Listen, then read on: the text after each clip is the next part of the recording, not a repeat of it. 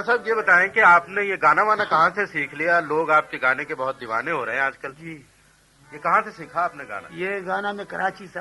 अच्छा, कब? बहुत अरसा होता है। यानी कैसे, कुछ कहानी क्या है उसकी?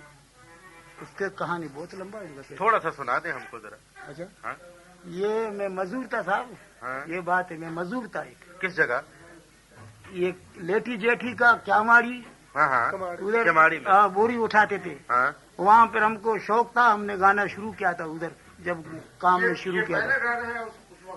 ये आज संगे बुनियाद गाना, ये मैंने एक ये एक दूसरा, इसका दूसरा था। पहले संगे बुनियाद का ये है, देखो सुना जरा। वो भी अच्छा, वो भी सुना। ना ना ना ना